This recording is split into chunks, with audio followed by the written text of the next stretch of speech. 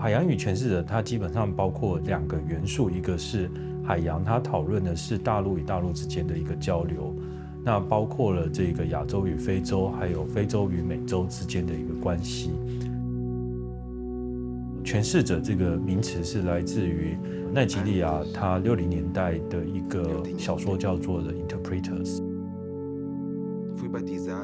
参展的艺术家总共有将近20几位，我希望这些作品能够讨论到亚非之间的一个交流，不论是在当代社会，还是在历史脉络，还是在冷战政治的一个背景来讲。那另外一点是我们希望能够保持创作者的国籍背景，还有就是媒材上面的一个多样性。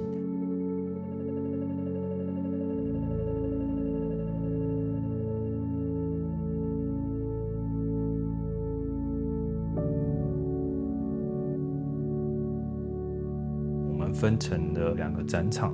那凤甲美术馆呢，我们一进去，在入口的这个典藏区，我们可以看到从苏丹过来的一个画家萨拉伊姆，他根据他祖父的照相馆的肖像，把它转成超现实的一个油画作品。但是在转入到展场里面的时候，我们就可以发现，我们展出比较多的一个录像作品。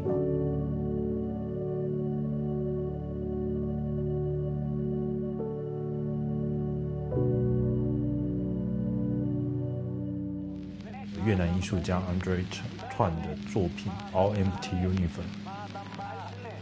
法兰西还是帝国时期的时候，西非殖民地的士兵跟他在越南殖民地的一个士兵连接在一起，我们才突然看出来说，在这个帝国的一个结构下面，2群在文化上面、在肤色上面非常不一样的人民都拉在了一起。菲律宾艺术家 Max Sabatus， 他根据菲律宾的这个军乐队的一个历史，还有他自己所收藏的这些唱片的一个封面，来去发展出来的一个文献跟录像结合的一个装置作品。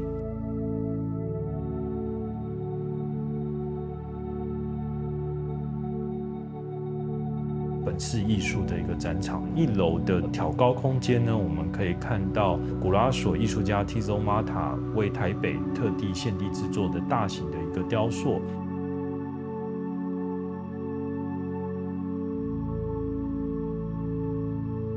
同时，我们也可以看到 Posa， 就是台湾的艺术家呢，针对这个部落里面的跨性别表演者所发展出来的装置跟录像的一个作品。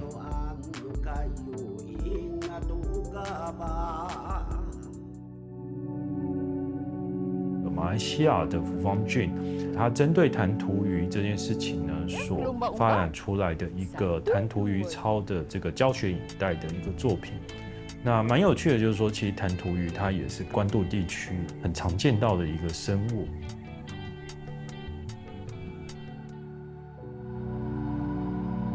我们在2楼的展览空间，除了整线的展出之外呢，也包括了韩国艺术家崔元准，他的这个 Made in Korea， 那他同时展出了来自韩国跟西非同一个时代的有点像金曲的这个黑胶唱片的一个封面，那再搭配上非洲新移民在韩国的一个工作的一个状态。